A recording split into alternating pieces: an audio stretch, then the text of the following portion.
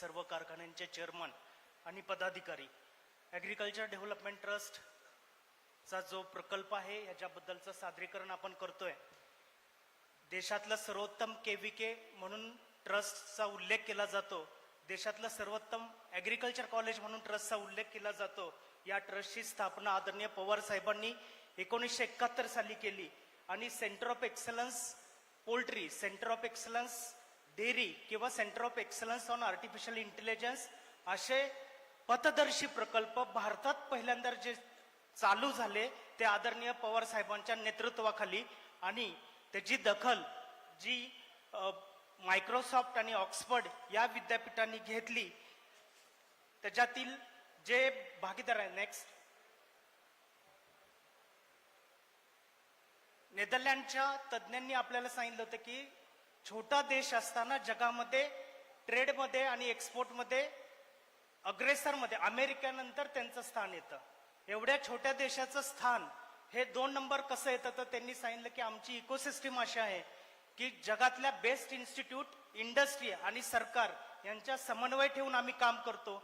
आणि आदरणीय पवार साहेबांच्या त्याच विजन खाली आम्ही Asian Institute of Technology Bangkok, Microsoft America, UC Davis California, Earth University Costa Rica, Uppsala University Brazil, Van Hall Larenstein University Netherlands, Yunnan Agriculture University China यासारख्या विद्यापीठांबरोबर आणि कंपनींबरोबर सामंजस्य करार केला. नेक्स्ट, महाराष्ट्रातील ऊस उत्पादक शेतकऱ्यांच्या समोरील आव्हानांचा अभ्यास केला. भारत सरकारच्या नीती आयोगाने जे शेतकऱ्यांच्या समस्या ओळखल्या त्याच्यामध्ये दिवसेंदिवस कमी होत चाललेली जमिनीची सुपीकता, ऊस शेतीमध्ये होणारा पाण्याचा अतिरिक्त वापर, ऊसामधील साखरेचं कमी प्रमाण आणि तोडणीचा कालावधीसाठी लागणारा 15 ते 16 महिन्यांचा वेळ, उत्पादन खर्च जो आहे तो वाढत चाललाय. ह्या सगळ्या समस्यावर सोल्युशन काय, ह्यासाठी जगातले तज्ज्ञ इथे आले.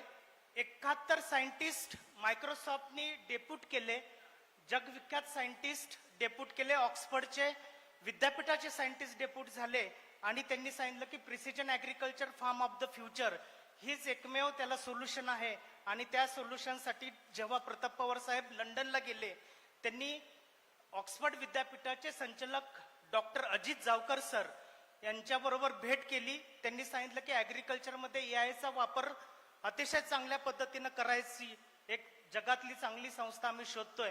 आणि मग ॲग्रिकल्चर डेव्हलपमेंट ट्रस्टची त्यांनी ओळख करून दिली.